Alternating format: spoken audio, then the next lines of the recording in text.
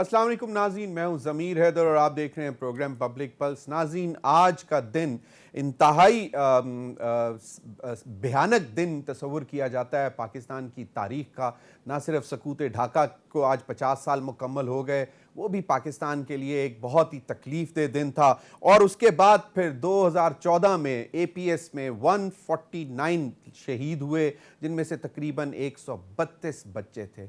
6 दहशतगर्द APS army public school Peshawar में दाखिल हुए और उन्होंने बहुत सी माओं की गोदें उजाड़ दी। बहुत ही तकलीफ दे बात है और ये हम इसलिए याद भी रखते हैं ताकि बताते रहें दुनिया को कि दहशतगर्दी के ख़िलाफ़ हमने क्या क्या कुर्बानी नहीं दी, दहशतगर्दी के ख़िलाफ़ जंग में हमने क्या क्या कैसी कैसी कुर्बानी नहीं दी। और ये मुंह बोलता सबूत है कि आर्मी पब्लिक स्कूल के बच्चों ने अपनी जानें दे दी और वहाँ पे बहुत बहादुर टीचर्स भी थीं जिन्होंने अपने आप को सामने किया दहशतगर्दों के सामने और बच्चों को बचाने की कोशिश की। और ये इसलिए भी है, हमें ये सबक देता है कि हमने दहशतगर्दों के साथ किस तरह डील करना है। जिस तरह हम अब तक करते आए हैं उसी तरह उनके साथ डील करना है, क्योंकि वो शायद इंसानियत की ज़ुबान नहीं समझते और निहत्ते बच्चों को मार देते हैं। इस पर जितनी भी बात की जाए कम, लेकिन हम सिर्फ याद करना चाहते थे क्योंकि बताना चाहते हैं कि हम उन बच्चों को, उन नन्हे मुन्ने शहीदों को नहीं भूले। नाज़रीन, आज का प्रोग्राम जो है वो सिर्फ और सिर्फ मैं फोकस कर रहा हूँ जो सिंध में सूरत हाल बनी हुई है। MQM पाकिस्तान एक स्टैंड लिए हुई है कि जी ये जो लोकल बॉडीज़ एक्ट जो पास हुआ है ये उनको कतई तौर पर मंजूर नहीं है। बिलावल भुट्टो साहब का क्लेम था कि ये बेहतरीन एक्ट है। पाकिस्तान में अभी तक जितने भी लोकल बॉडीज़ एक्ट आए हैं उनमें ये सबसे ज़्यादा मौसर तरीन और बेहतरीन एक्ट लाए हैं, जिससे ना सिर्फ कराची के देही इलाकों की बल्कि शहरी इलाकों की भी तरक्की होगी और ज़्यादा फाइनेंशियल ऑटोनॉमी भी दी जाएगी। इसी पर बात करना चाहूँगा। मेरे साथ मौजूद हैं अरशद वोरा साहब, रहनुमा पाक सरजमीन पार्टी और साबिक डिप्टी मेयर भी रह चुके हैं कराची के, और यकीनन उनको इससे बहुत ज़्यादा मालूम होगा कि जो एक्ट आया है ये किस तरह जो है वो बिलावल साहब का जो क्लेम है वो गलत है। नुसरत सहर अब्बासी साहिबा हैं, रहनुमा GDA, मेरे साथ वो भी प्रोग्राम में शामिल होंगी। इम्तियाज़ अली शेख साहब सूबाई वज़ीर हैं पाकिस्तान पीपल्स पार्टी के, सिंध में मेरे साथ मौजूद हैं। और लेटेस्ट स्टेज में हम अपने ब्यूरो चीफ कराची काशिफ मुनीर साहब से भी बात करेंगे। इम्तियाज़ शेख साहब, पहले अगर इजाज़त दें तो मैं चाहूँगा कि अरशद वोरा साहब का पॉइंट ऑफ व्यू ले लें ताकि आपको आइडिया हो जाए कि क्यों अपोजिशन MQM समेत क्यों इसको और जो है वो कह रही है कि ये काला कानून है।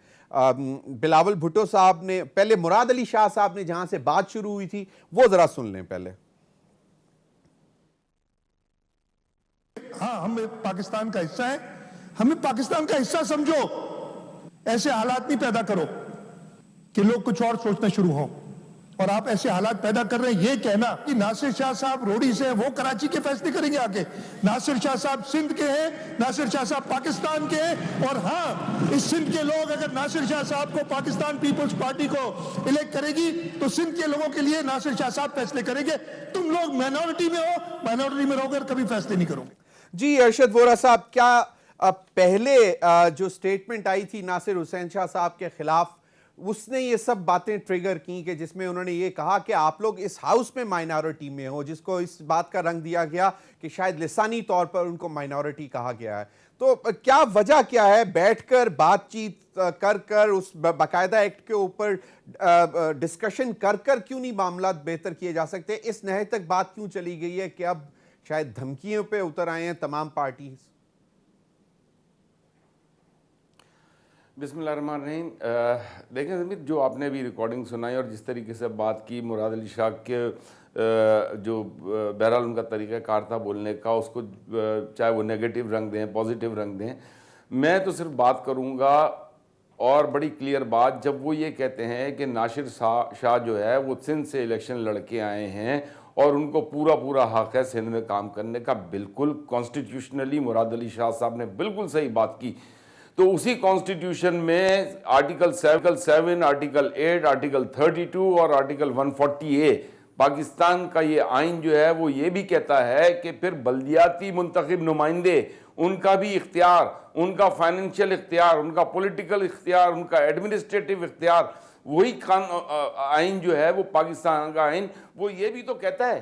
तो वहां जब बारी आती है तो जो चीज आपको पसंद है उसको अपनी मर्जी से तशरीह कर दें, जो चीज नहीं पसंद है उसको जो है वो दूसरे के सर पे दे मारें। ऐसे नहीं होगा, आपको तमाम चीज देखें। लोकल बॉडीज का मतलब क्या होता है? लोकल बॉडीज आपके कानून में, आपके आइन में क्लियरली डिफाइंड है। It's a government, it's a third tier of government. Local government means a person to be elected locally to serve the people of to serve the local people, elected by the local people. ठीक है? तो local लोगों ने अपने मसाइल के लिए minister के पास नहीं जाना, सीएम के पास नहीं जाना, उन्होंने अपने इलाके के मुंतखब नुमाइंदे के पास जाना है, जो कि उसको हक दे रहा है, पाकिस्तान के शहरी को हक दे रहा है कि वो कानूनी हक दे रहा है, आईनी हक दे रहा है कि अपने इलाके से एक शख्स को चेयरमैन मुंतखब करे काउंसिल का और उस चेयरमैन के जरिए अपना जो है मसाइल को हल करवाए। यहाँ क्या हो रहा है? एनएफसी अवार्ड के जरिए जो है 10,000 11,000 अरब रुपए तकरीबन मिल गए 13-14 सालों में, और इन बल्दियाती मुंतखब नुमाइंदों को पहले 2-2.5 लाख रुपए, फिर 5 लाख रुपए माहाना, जिसमें कि उनके जो है स्टाफ की तनख्वाहें और यही निकल जाएं। उसके अलावा कोई स्कीम्स नहीं। आप नॉमिनल स्कीम्स देखें। केएमसी जो इदारा है, केएमसी के पास बहुत सारे वसाइल होने चाहिए। केएमसी के पास टैक्सेस, जिस तरह अभी ये बता रहे हैं कि अब ये डायरेक्ट टैक्सेस प्रॉपर्टी का कलेक्ट करेंगे, प्रॉपर्टी टैक्स एक नहीं है, 38 टैक्सेस हैं, 38 महकमे थे केएमसी के पास। आज केएमसी को जिस तरीके से यहाँ पे इस वक्त जो है इन्होंने अस्पतालों को ले लिया, Karachi medical and dental college, आपको पता है Karachi medical and dental college जो है वो बाय बर्थ केएमसी का इंस्टीट्यूशन है। Karachi institute of heart disease by birth KMC का इंस्टीट्यूशन है। तो इन इंस्टीट्यूशंस को लेने का मतलब ये है, इनके अलावा जो बहुत सारे अस्पताल ले लिए, तो क्या ये सिंध गवर्नमेंट के अंडर में जरूर आती है बल्दियात, लेकिन फिर सिंध गवर्नमेंट का भी फर्ज बनता है कि जिस तरीके से एनएफसी अवार्ड के जरिए उनको पैसे मिले हों, वो पीएफसी अवार्ड के जरिए इनको दे देने चाहिए। तमाम बातों को छोड़ दें। मैं आपको एक बात, अरशद वोरा साहब, क्योंकि इम्तियाज शेख साहब जरा जल्दी में है, मैं चाहता हूं कि मैं उनसे भी इनपुट ले लूं। मेरा बुनियाद ले लें, मुझे मतलब ये कि बिल्कुल जी हम आपके पास दोबारा भी आएंगे। इम्तियाज शेख साहब, हालात बहुत संगीनी की तरफ जा रहे हैं। अगर मुस्तफ़ा कमाल साहब की बात मैं आपको सुनवा दूं, वो जरा अगर आप सुन लें तो फिर उसका भी जवाब दे दें। मुस्तफ़ा कमाल साहब ने किस तरह पीपल्स पार्टी पर अटैक किया है, ये भी जरा सुन लें।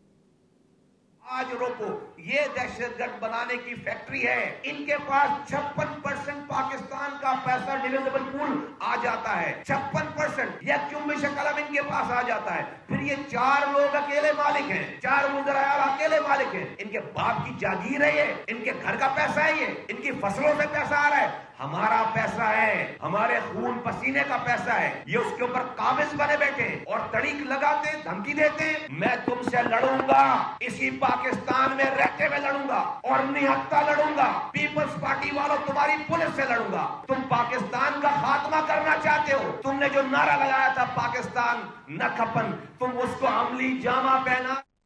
जी इम्तियाज शेख साहब, पाकिस्तान पीपल्स पार्टी से लड़ूंगा, पाकिस्तान में रहकर लड़ूंगा, पीपल्स पार्टी की पुलिस से लड़ूंगा, इतनी संगीनी की मामला क्यों चले गए इतनी संगीनी की तरफ?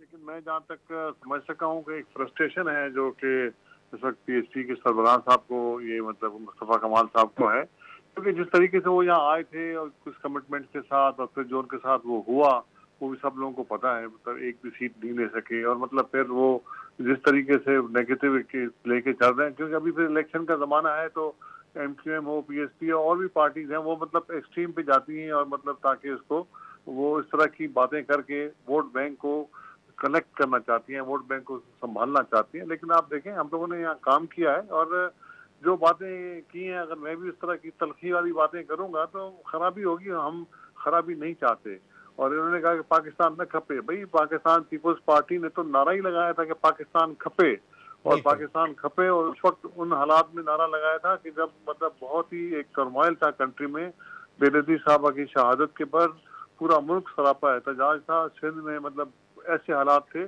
कि मतलब उस वक्त ये कहना कि पाकिस्तान खपे, आसिफ अली जरदारी साहब ने उस वक्त संभाला, पूरे मुल्क को संभाला, चीज़ों को संभाला। और आज आप देख रहे हैं कि हम अभी भी ये कहते हैं कि सब पाकिस्तानी है, कोई वो मतलब पाकिस्तान के खिलाफ नहीं है। लेकिन फिर अगर हिस्ट्री देखेंगे तो फिर आपको खुद पता है कि मतलब मुस्तफा कमाल साहब या एमक्यूएम के लोग जिस पार्टी में थे उन्होंने क्या हशर किया कराची का, क्या क्या हालत थी यहाँ। ये तो फिर हम सलूट पेश करते हैं पाकिस्तान आर्मी को जिन्होंने हालात संभाले, चीज़ों को संभाला, वरना तो यहाँ दहशतगर्दी का गढ़ तो उन्होंने खुद बनाया था। लेकिन मैं उस तलखी में भी नहीं जाना चाहता, उस हकीकतों को भी नहीं जाना चाहता। देखें अभी एक कानून बना है और जो ये बात कर रहे हैं चीफ मिनिस्टर साहब की, उन्होंने मतलब ये कहना कि मतलब आपको हक नहीं पहुंचता, रोड़ी का आदमी है, भाई ये पाकिस्तान के आइन के मुताबिक है, कहीं का भी एमएनए एमपीओ वजीर बन सकता है। कराची के हमारे दोस्त वजीर हैं और ये खुद भी अपने ज़माने में जब पाकिस्तान पीपल्स पार्टी नहीं थी, इसी कानून इसी आइन के तहत वजीर होते थे, और वो जो कराची के लोग थे या मुत्तहदा के लोग थे वजीर थे, तो वो फिर सिंध के बाकी इलाकों के वजीर थे। ये तो हमने कभी भी किसी ने नहीं कहा कि जी आप हेल्थ मिनिस्टर हैं तो आप जाके कराची संभालें, आप लोकल बॉडीज के मिनिस्टर हैं तो आप सिर्फ कराची संभालें। लोकल बॉडीज का मिनिस्टर था तो पूरे सूबे का था। तो ये कहना कि नहीं संभाल सकते जी वो सिर्फ वहाँ के हैं, तो ये मतलब बड़ी ज्यादती की बात है।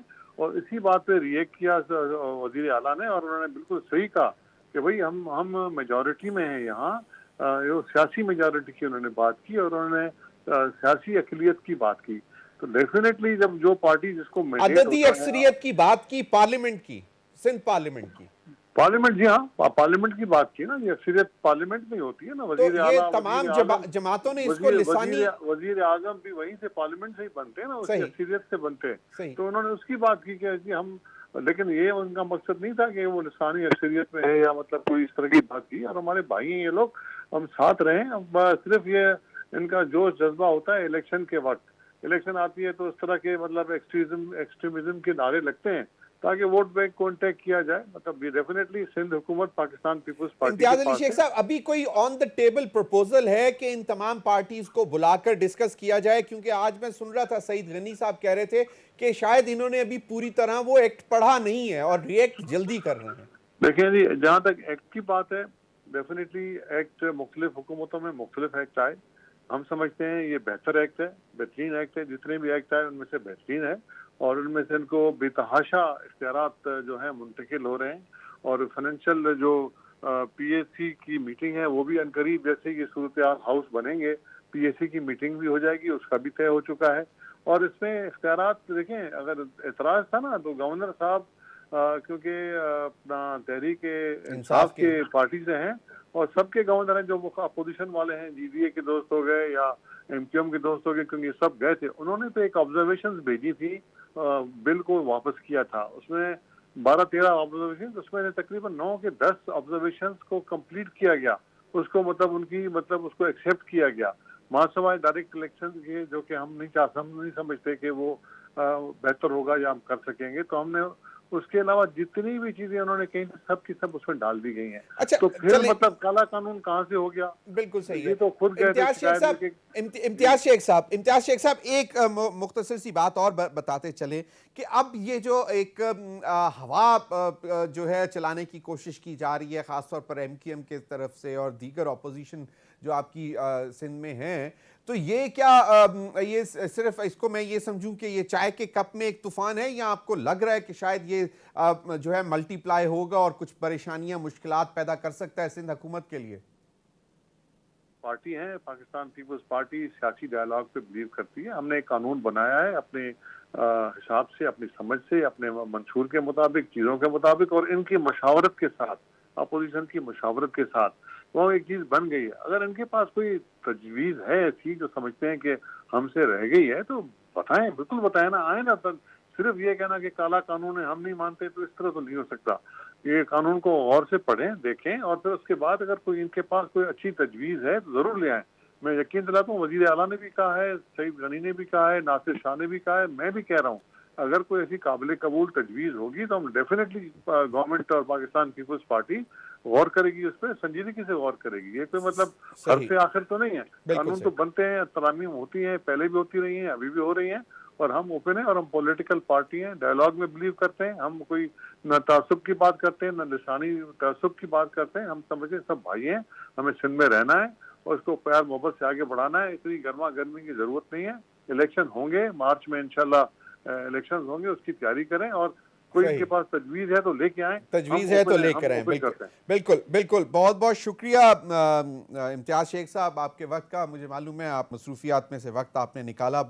बिल्कुल अरशद वोरा साहब, अब इसमें तो कोई दूसरी राय नहीं है कि वो कह रहे हैं कि अगर अभी भी आपके पास कोई तजावीज़ हैं तो आप MQM के साथ बैठकर डिस्कस कर आप भिजवा दें हुकूमत को, और मतलब ताकि ये जो इस वक्त माहौल जो ख़राब करने की कोशिश हो रही है ये ना हो। मैं चाहूँगा कि बिलावल भुट्टो साहब ने जो बात की थी वो भी ज़रा सुन लें, उस दिन प्रेस कॉन्फ्रेंस करते हुए इस कानून के हवाले से, वो भी ज़रा सुन लें। मैं समझता हूं कि ये जो कानून सिंध हुकूमत में लेकर आए हैं, ना पंजाब का कानून हमारा मुकाबला कर सकता है, ना पख्तूनख्वा का कानून हमारा मुकाबला कर सकता है, ना इस्लामाबाद का कानून हमारा मुकाबला कर सकते हैं। जो कह रहे हैं कि ये काला कानून है, उनका मुंह काला हो जाएंगे। जब से मैं पैदा हुआ हूं ये दहशतगर्दों का जमात का राज रहा है इस शहर में। यही मुस्तफा कमाल, यही वसीम, पत्नी क्या नाम है उसका, यही लोग इक़्तिदार कर रहे थे। पाकिस्तान मुर्दाबाद कहने वाले जमात अब पाकिस्तान पीपुल्स पार्टी को लेक्चर देने की हिम्मत कैसे रखते हैं? जी अरशद वोरा साहब क्या कहते हैं? उन्होंने कहा कि ये सबसे बेहतरीन कानून है तमाम इस वक्त जितने भी सूबों में ये कानून आए हैं लोकल बॉडीज एक्ट के। देखें, आप थोड़ा सा गौर करें, मुस्तफ़ा कमाल की आज से 3 साल पहले, 4 साल पहले की प्रेस कॉन्फ्रेंसेस को उठाएं, 5 साल पहले की प्रेस कॉन्फ्रेंसेस को उठाएं, आपको ये सारा जो इशू इस वक्त चल रहा है ना, जो अभी इम्तियाज शेख साहब ने भी कहा कि इलेक्शन आ रहे हैं, इलेक्शन लड़ें, ठीक है, मुत्तहदा कौमी मूवमेंट की भी जिस तरह बयानबाजी चल रही है, ये आप इस इशू को जो है ना, ये लोकल बॉडीज़ का जो ये एक्ट लेकर आए हैं, ये गलत सही है, इस पर बहुत बहस हो गई है। और हम अपना नुक्ता नज़र हमने जो है नासिर शाह साहब को, मुस्तफ़ा कमाल साहब ने अपनी सजेशंस भेजी थी, जो उनका खत आया था उसमें से जो है उन्होंने शायद 5% भी नहीं मानी है। तो ये सब बातें एक तरफ हैं। आपको जो मैं इसका की पॉइंट बताना चाह रहा हूँ वो की पॉइंट ये है कि 5 साल पुरानी मुस्तफ़ा कमाल की ये स्पीचेस, प्रेस कॉन्फ्रेंसेस उठा के देख लें कि पीपल्स पार्टी और MQM जब इलेक्शन का वक्त आता है, जब ये देखते हैं कि अब हालात ख़राब हो गए हैं, तो कोई एक ऐसा इशू उठाते हैं, कोई एक ऐसा इशू लेकर पब्लिक में आते हैं, अवाम में आते हैं, जिससे कि एक तरफ वो कहते हैं, सिंधियों को कहते हैं देखो ये महाजिर का नारा लगा रहे हैं, और ये महाजिर एक तरफ कहते हैं कि देखो ये सिंधियों का नारा लगा रहे हैं। मुस्तफ़ा कमाल ने जो सिंधी और महाजिर के लड़ाई झगड़े को ख़त्म किया, जो इस शहर में 20-20 लाशें गिरती थी ख़त्म किया, इस शहर में जो प्यार मोहब्बत और अमन का पैगाम दिया, वो इन लोगों को सूट नहीं करता। आज सिंधियों को समझ में आ गया कि भाई ये सिंधी महाजिर जो है, ये सिंधियों का नारा लगा के पीपल्स पार्टी दही सिंध से सारे वोट ले जाती है, यहाँ पे महाजिरों का नारा लगा के महाजिर वोट। तो ये जो प्लानिंग है, यही गेम चल रहा है पिछले 25-30 सालों से, ये अब आवाम को नज़र आ गया है। ऑन दी अदर हैंड देखें, आर्टिकल 140A की जब बात होती है, इस वक्त आपको याद होगा कि थोड़े दिनों पहले की बात है, मेरे ख्याल से 2-3 हफ्ते पुरानी बात है, 31 बिल कौमी असम्बली ने पास किए थे एक आधे घंटे के अंदर, आपको याद होगा। जी जी। अब अगर आर्टिकल, जो कि मुस्तफ़ा कमाल साहब पिछले 4-5 सालों से कह रहे हैं कि आर्टिकल 140A जो कानून है, आईने पाकिस्तान का हिस्सा है, उसको डिफाइन कर दें, उसको ये डिफाइन कर दें कि उसमें जो है मेयर के अंदर कौन से महकमे होंगे, ताकि पूरे पाकिस्तान में ये झगड़ा खत्म हो जाए। उसमें ये डिफाइन कर दें कि मेयर जो है, जो बल्दियाती हुकूमत है, उसको जो NFC अवार्ड जिस तरह PFC को मिलता है, NFC अवार्ड से ही डायरेक्टली उन बल्दियाती मुंतखब नुमाइंदों को फंड्स मिल जाया करें।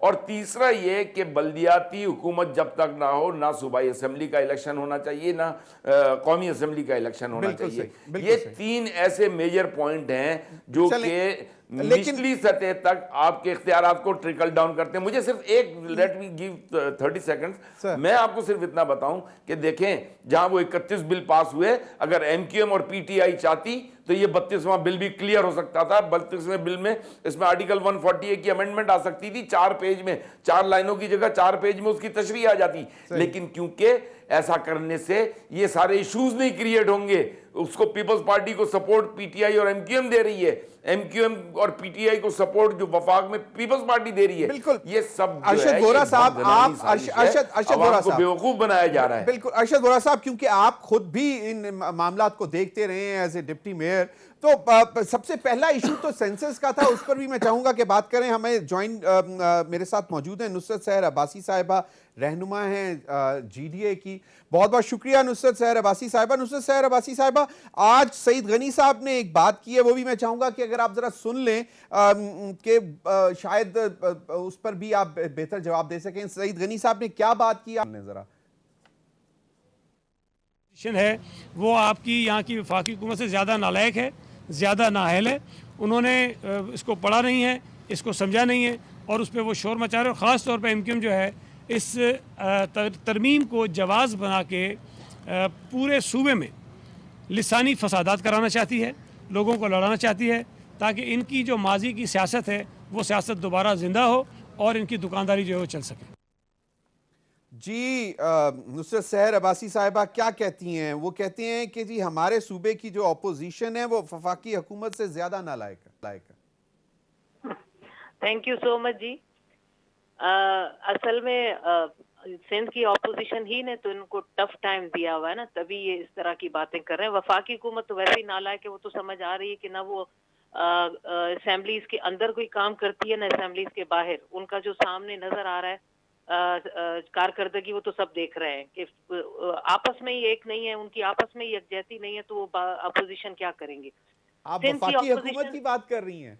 जी बिल्कुल, मैं उनकी बात कर रही हूँ। वो अपोजिशन सिर्फ दिखाने के लिए एक साथ है, वरना उनका जो आपस में इख्तलाफ आते हैं वो तो कई बार खुल के सामने आ जाते हैं। ठीक जी। तो अब रह गई सिंध की अपोजिशन। देखिए, सिंध की अपोजिशन इस वक्त मुत्तहद है और इसी मुत्तहद अपोजिशन की वजह से ही इनको टफ टाइम दिया गया है। इम्तियाज शेख साहब बड़ा पोलाइट कह गए, बड़ा ऐसा प्यारा प्यारा बता कर गए कि नहीं हम तो बैठकर बात करने के लिए तैयार हैं। हम तो भाई हमें बेवकूफ समझाया इन्होंने, सिंध की आवाम को बेवकूफ समझाया कि आपने जब बैठकर बात करने का टाइम होता है उस वक्त तो आप बिलडोज करते हैं बिलों को। फौरी तौर पर 15-20 मिनट में आपने बिल पास कर दिया, ना किसी की सुनी। जो रूल्स है उसकी वायलेशन करके बैठ गए कि रूल्स क्या कहता है कि भाई पहले उसको इंट्रोड्यूस कराओ, उसके बाद पढ़ने का मौका दो, फिर कमेटी को भेजो, वहां बैठकर सारी जमातों के मेंबर्स बैठेंगे, उसके पास डिस्कस होगा, सबके पॉइंट ऑफ व्यू आएगा, तब कहीं जाकर एक बेहतरीन बिल पास होता है। इनको पहले जल्दी जल्दी में ये सारा काम करते ताकि अपने मतलब का बिल पास हो जाए, उसके बाद अब आए बाएं शाये कि भाई हमारे साथ बैठ जाएं, आपकी तजावीज हम लेने के लिए तैयार है। अब कौन सी तजावीज? जो टाइम होता है, जिस वक्त आपको पास कराने का टाइम था, जिस वक्त तजावीज लेने का वक्त था, उन वक्त आपने लिया नहीं। किसी को बात करने का मौका तक नहीं दिया कि कोई खड़ा होकर एक लफ्ज तो बोल सके। किसी भी पार्टी का चीखते रहे हम लोग के लीडर ऑफ ऑपोजिशन को बोलने दो या किसी पार्लिमानी लीडर को बोलने दो। इन्होंने देर ही नहीं की, तो तभी तो हम कहते हैं कि इसी तरह के जितने भी काले कानून इन्होंने पहले भी पास किए, 2012 में जब सिंध को 2 हिस्सों में तकसीम करने की इन्होंने एक कोशिश की थी, लेकिन क्या हुआ? यही तहरीकें चली, पीरसा पगारो बाहर निकले, उन्होंने बाकायदा पूरी सिंध के अवाम का साथ दिया, सारी सोसाइटी निकल आई थी बाहर, और फिर इनको टमाटर और पता नहीं क्या क्या इनके मुंह काले किए गए थे, इनको वापस वो बिल इसी असेंबली से बिल वापस लेना पड़ा। तो ये थोड़ी बात है कि इस तरह दहशत फैला रहे हैं, फला कर। ये एमक्यूएम आपके साथ तो बड़ी प्यारी प्यारी थी, जब 90 पर जाकर आप लोग मिलते थे, टोपियां एक दूसरे के साथ शेयर की जाती थी, कब्रिस्तान में भी जाकर अपनी औलादों को कहते थे कि भाई भाई हैं। उस वक्त तो ये दहशतगर्द जमात नहीं थी, अब दहशतगर्द जमात हो गई।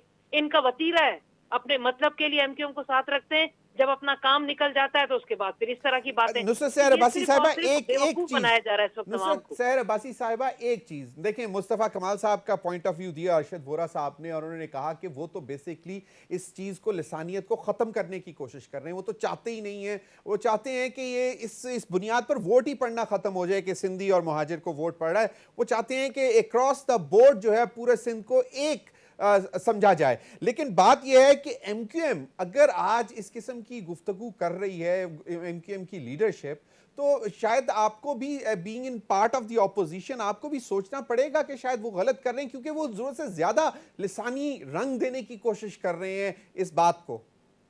देखिए जी, वो एक नई बात नहीं है, वो एक नई बात नहीं है।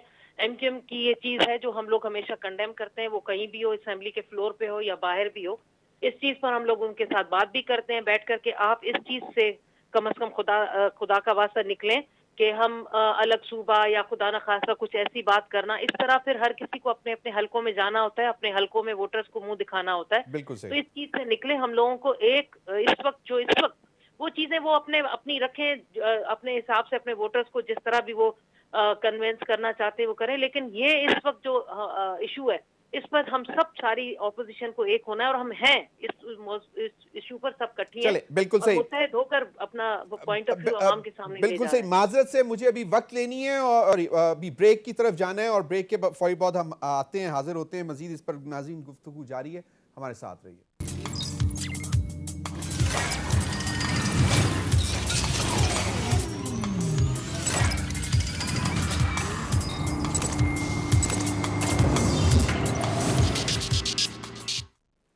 वेलकम बैक नाज़रीन। सिंध में जो इस वक्त सूरत हाल बनी हुई है उस पर हम गुफ्तगू कर रहे हैं, ख़ासतौर पर लोकल बॉडीज़ एक्ट के आने के बाद एमक्यूएम का एक अपना स्टैंस है, पीएसपी का एक अलहदा स्टैंस है, और दीगर ख़ासतौर पर पीटीआई और जो जीडीए है उनका भी एक वाज़े स्टैंस है इस पर। वो कह रहे हैं कि ये काला कानून है, इस पर मुशावरत नहीं की गई। आमिर खान साहब रहनुमा एमक्यूएम क्या फरमा रहे हैं वो ज़रा सुन लें, तो फिर मैं चाहूँगा कि अरशद वोरा साहब से भी और नुसरत सहर अब्बासी साहिबा से भी इस पर कमेंट लूं। हमने कहा क्या आपको मशावरत करनी चाहिए थी, आपने तमाम रूल्स ऑफ बिजनेस को मुअत्तल किया और झूठी और जाली अक्सरियत की बुनियाद पर इस कानून को पास कराया। हम इस काले कानून को मुस्तरद करते हैं। मुराद अली शाह साहब, आप गलत बयानी कर रहे हैं। लसानियत हम नहीं फैला रहे हैं, लसानियत आप फैला रहे हैं। पीपुल्स पार्टी के वडेरा गैंग तहम्मुल रखे, अभी तो इब्तदाए इश्क है, रोता है क्या, आगे आगे देखिए होता है क्या। अरशद वोरा साहब, आगे आगे देखिए होता है क्या, ये मामला कहां तक जाता देख रहे हैं आप? देखिए, मेरी बात की जो है ना, ये सारी बातें जो है मेरी बात को कंफर्म कर रही हैं कि ये पीपल्स पार्टी और एमक्यूएम मिलकर ये सिंधी महाजिर इशू जब खड़ा करते हैं, ये लसानियत की बातें करते हैं। उधर से उन्होंने एक झटका मारा, इधर से इन्होंने फिर तीली को मजीद आग लगाई, और ये इसी तरीके से आग लगा को मुस्तफ़ा कमाल के पैगाम को सुनो भाई। मुस्तफ़ा कमाल ने बड़ा क्लियरली कहा है कि ये जो सिंधी हैं ये हमारे भाई हैं, ये सिंधी हमारे अंसार हैं, इन्होंने हमें रहने को जगह दी है। मुस्तफ़ा कमाल ने जिस प्यार मोहब्बत का पैगाम इस शहर में फैलाया, इस सूबे में फैलाया, लोगों ने उसको अप्रिशिएट किया है। हम ये समझते हैं कि सिंधी दानिश्वरों को भी चाहिए कि आगे आके क्लियर बात करें। पीपल्स पार्टी जो है वो सिंध की वाहिद जमात नहीं है, सिंध में और भी जमातें हैं, सिंध में वो तमाम जमातें मौजूद हैं जो प्यार मोहब्बत का पैगाम देना चाहती हैं। लेकिन यही काम जो है पीपल्स पार्टी और एमक्यूएम पिछले 30 सालों से मिलकर कर रहे हैं कि ये लसानियत की हवा फैलाते हैं, और उसके बाद जो है जब इलेक्शन का टाइम होता है उसके बाद ये अपने अपने इलाकों में कहते हैं। देखो, महाजिर जो है वो सिंधी को ये कह रहा है, इधर सिंधी महाजिर को कह रहा है, और ये इस तरीके से इलेक्शन को दूसरे बैराए में ले जाते हैं। ऐसा नहीं है। जो पैगाम मुस्तफा कमाल ने दिया है उस पैगाम का इम्पैक्ट आ रहा है। इन सबको तकलीफ यही पहुंच रही है कि मुस्तफा कमाल ने ये प्यार मोहब्बत का पैगाम दिया, इससे तो इनकी सियासत खत्म हो रही है, इनकी दुकानदारी खत्म हो रही है। लेकिन मेरा सवाल अरशद वोरा साहब ये था कि ये आप इसको किस नहज तक जाता हुआ देख रहे हैं, जरा मुख्तसर प्लीज एक वर्ड में। हम अल्लाह ने चाहे इंशाअल्लाह ताला हम ठीक कर देंगे। हम इस चीज को, हम यहाँ पे लसानियत की हवा को फैलने नहीं देंगे। चले, मुझे बिल्कुल सही, मुझे ज्वाइन किया है जी शैला रजा साहिबा ने, सीनियर रहनुमा पाकिस्तान पीपल्स पार्टी की। बहुत बहुत शुक्रिया शैला रजा साहिबा। शैला रजा साहिबा, आमिर खान की गुफ्तगू भी आपने सुन ली और मामला आप सुन भी रही हैं कि ये किस तरफ जा रहे हैं, तो कहां तक जाते हुए देख रहे हैं ये मामला? आप लोग क्यों नहीं कोशिश करते कि चीजों को कंट्रोल कर लिया जाए? आज भी सईद गनी साहब ने कहा कि एमक्यूएम जानबूझकर लसानियत को हवा देने की कोशिश कर रही है। अच्छा, सबसे पहले तो मैं ये पूछना चाहती हूँ कि जी वजीर आला ने क्या कहा है जिसपे मसाइल हो रहे हैं? एक पार्लिमानी तरीक़ाकार है कि गवर्नमेंट पार्टी अक्सरियती पार्टी कहलाती है और अपोजिशन पार्टी जो है वो अपनेती पार्टी कहलाती है, क्योंकि उसके पास गवर्नमेंट बनाने का मैंडेट नहीं होता। आप एक अक्सरियती पार्टी को, जिसके पास तमाम का भारी मैंडेट है, आप उसको मिनट पे जो है हर उसके काम पे आप डिग्रेड कर रहे हैं और खुद आप हुकूमत होते हुए पीटीआई और एमक्यूएम ऑर्डिनेंस ला रहे हैं। एक ऐसा पंजाब में बिल लेकर आए हैं और इस्लामाबाद में, जिसको लाहौर हाई कोर्ट ने कहा है कि उसमें तमाम इख्तियारात जो हैं वो जिलाई गवर्नमेंट के पास हैं और सेक्शन 3 और 71 भी जो है वो आइन से मुतसादिम है। लेकिन बहस हुई ना कुछ। शैला रजा साहिबा तनकीद ये की जा रही है, अभी नुसरत सहर अब्बासी साहिबा भी हमारे साथ हैं, वो भी ये कह रही थी और फिर पीएसपी का भी ये ख्याल है कि आप और एमक्यूएम नूरा कुश्ती खेलते हैं, इन क्रिटिकल टाइम्स पे आके एक दूसरे के हालात खराब करने की बात करते हैं और जब जरूरत पड़ती है तो आप उनके पैर भी पकड़ लेते हैं जाके कि हमारे साथ हुकूमत बनाएं, हमारे साथ हुकूमत में शामिल हो जाएं। और ये एमक्यूएम की लीडरशिप ने भी कहा। तो अब ऐसी कौन सी बात हो गई है कि आप लोग उनके साथ बैठकर बात नहीं कर सकते? मोहतरमा बेनजीर भुट्टो की शहादत के बाद जितनी दफा भी तीसरी दफा ये पीपल्स पार्टी ने गवर्नमेंट बनाई है, तीनों दफा उसके पास सिंपल मेजॉरिटी मौजूद थी और हमने जस्ट इसलिए कि एक शहरी और देही की जो नफरत की सजा एक बनाई और एक लकीर खींची हुई है, हमने एमक्यूएम को जो है अपने हाथ में लाया। क्योंकि जब आप मैंडेट देते पाकिस्तान के इलेक्शन के तरीक़ाकार में 50-51 सीटों के साथ एक माफिया को खड़ा कर देंगे, तो हमें तो वर्किंग रिलेशनशिप करनी है।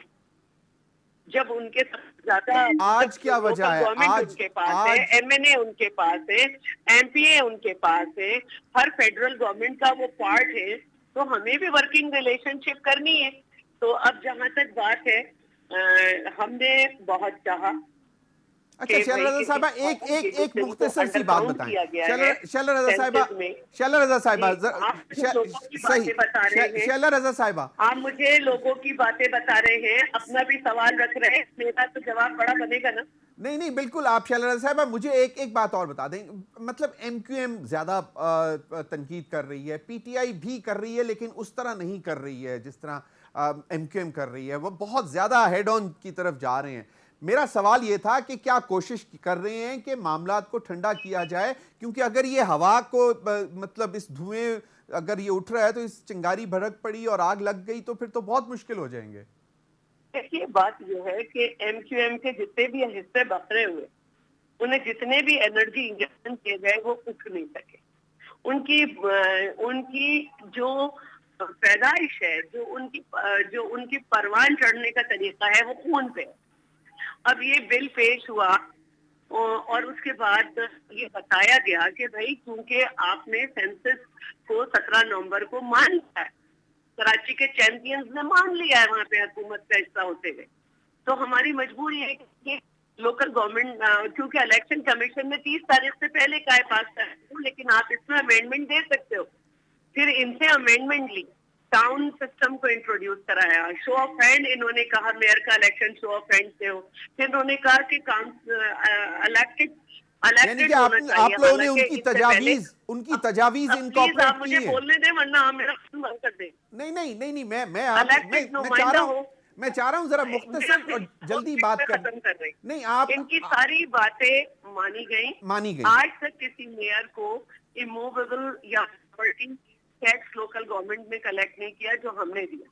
अब एमपी ने एक भी अमेंडमेंट नहीं पेश की। चलें, सही। आरिफ मुस्तफा जतोई की 2 अमेंडमेंट थी और पीटीआई की बिल्कुल मेरे पास, और लड़ाई भी पीटीआई से हुई, लेकिन एमपी ने नुक्कड़ अंगेजी के बैनर लगा दिए पूरे शहर में। सही, ये बिल्कुल यकीनन। मैं चाहूंगा कि नुसरत सहर अब्बासी साहिबा से क्विक कमेंट ले लूं। जी नुसरत साहिबा, आप शैला रज़ा साहिबा के इनकॉर्पोरेट की हैं, सजेशंस ली हैं ऑपोजिशन से? मैंने आपको पहले भी बताया ना कि जो टाइम था लेने का, वो टाइम इन्होंने अपने बिल को पास करने में लगा दिया, जिसमें चीखते रहे हम लोग, जो कि तरीक़ेकार होता है कि जब बिल पेश किया जा रहा है तो उस वक्त आप इंट्रोडक्शन के बाद हमें टाइम दें, टाइम के बाद कंसीडरेशन का होता है या बिल कमेटी की तरफ भेजें, उसके बाद वहां बैठकर सारी पार्टियां आप अपनी अपनी तजावीज दें और एक अच्छा बिल आ सकता था। लेकिन वही हुआ ना कि अपनी मर्जी से, अगर इतना ही इस वक्त एहसास हो रहा है कि हमने तजावीज ली हैं, अभी एक एक के साथ बैठने की बात हो रही है, हमने फला को भी पैगाम भेजा, फला को भी भेजा, अगर ये बिल पेश करने से पहले कर दिया जाता तो क्या ये बेहतर नहीं होता कि इस कदर अब मसला हो रहा है कि हर पार्टी लाजमी है इस वक्त अपने अपने हिसाब से बयान दे रही है और देगी भी, क्योंकि जिस तरीके से जब ये दोबारा पेश किया गया और सीएम साहब ने जिस अंदाज में कहा, ये जो अकलियत की बात हो रही है, तो ये अकलियत कहने की क्या जरूरत थी?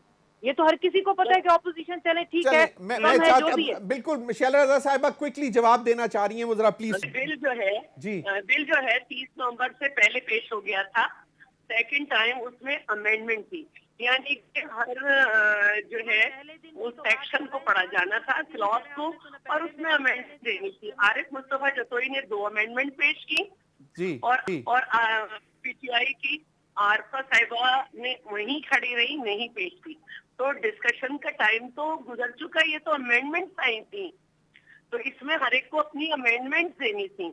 और ये जो मैं कह रही हूँ कि हम तो आईनी तरीका इख्तियार करना चाहते थे कि मैं बिल्कुल आपकी बात आ गई। मैं नुसरत सहर अब्बासी साहिबा, नुसरत सहर अब्बासी साहिबा, ये सारी चीजें हमने मानी है। नुसरत सहर अब्बासी साहिबा क्विकली, मुझे बहुत मुख्तसर सा कमेंट दी चाहिए। जनाब, अब ये इस तरह की बातें की जा रही हैं कि मानी है। पहली बात जो मैं इनसे कह रही हूँ वो आप नहीं समझ रहे या ये नहीं समझ रही, जब पहली बार बिल पेश किया गया था उस वक्त बात नहीं करने दी गई, बाद में जो गवर्नर साहब ने भेजा उस वक्त तो आपने करने ही नहीं देनी थी, लेकिन पहली बार जब ये पेश कर रहे थे 30 नवंबर की ये बात कर रही है, तो तब कब हमें बात करनी दी आपने? उस वक्त नहीं बात करने दी। फौरन सारा अच्छा, नुसरत सहर अब्बासी साहिबा, नुसरत सहर अब्बासी साहिबा, बाद हम लोग हक्का पक्का चीख रहे हैं, हम लोग चिल्ला रहे हैं कि भाई फला बात करना चाह रहा है, फला बात करना चाह रहा है, उस वक्त इन्होंने किसी की नहीं सुनी, और ये हमेशा होता है। चलें, नुसरत सहर अब्बासी साहिबा, अपनी मतलब का जो बिल होता है तो हमेशा इसी तरह करते हैं। नुसरत सहर अब्बासी साहिबा, वेरी क्विकली, आप ये मामला तब किस तरफ जाते देख रहे हैं? क्या इस कानून के तहत आप लोग इंतखाबात होने देंगे कि नहीं मार्च में? नुसरत सहर अब्बासी साहिबा जी, देखिए जी, अब सारी पार्टियां अपने तौर पर एहतजाज कर रही हैं और लाजमी है कि जब तक ये किसी पॉइंट पे पहुंचेंगे नहीं, कोर्ट में भी सब गए हुए, तो लाजमी कोई ना कोई तो हल निकलेगा इसका। या तो पीपल्स पार्टी इस चीज पर वापस ले इसको, सबने यही कहा हुआ है, माफी मांगनी है, वरना फिर मजबूरन इसी लॉ के तहत इंतखाबात लड़ने पड़ेंगे। अरशद वोरा साहब, देखें, ये सारी अमेंडमेंट्स की जो बातें हो रही हैं कि मेयर का इंतखाब जो है शो ऑफ हैंड से होगा और जो है वो प्रॉपर्टी टैक्स, ये प्रॉपर्टी टैक्स जो है ये शुरू से ही जो है बल्दियाती हुकूमत लेती रही है, जमा एक्साइज डिपार्टमेंट करके उनको जो है डाक खाने का काम करता था और बल्दियात को दे देता था मुख्तलिफ डिस्ट्रिक्ट्स को। तो ये कोई चीज़ें अमेंड नहीं हुई हैं, ये तो ऐसी एक नई कुछ चीज़ें 10-12 अंदर घुसा दी थी कि जिसको जो है टाइम पड़ने पे वापस ले लिया जाए। असल जो चीज़ है वो फंड्स का इशू है, असल जो है फंड्स किस तरह से इनको एलोकेशन होनी है, असल जो इशू था वो आपने जो अरशद वोरा साहब, अगर ये इंस्टीट्यूशंस थे वो आपने पास लिए, हेल्थ और अरशद वोरा साहब, अगर ये कानून इसी तरह रहता है तो इस पर क्या इंतखाबात में आप लोग हिस्सा लेंगे? बल्दियाती इंतखाबात में? देखें, इंतखाबात में तो हमने हर हाल में हिस्सा लेना है, हर हाल में हिस्सा लेना है, लेकिन चलें, लेकिन हम बहुत शुक्रिया अरशद वोरा साहब। माजरत, मेरे प्रोग्राम का वक्त खत्म हो गया। नुसरत सहर अब्बासी साहिबा, शैला रज़ा साहिबा और इम्तियाज शेख साहब, आप सबका बहुत बहुत शुक्रिया। नाज़रीन, अब तक के लिए इतना ही, इजाजत दीजिए, अल्लाह हाफिज।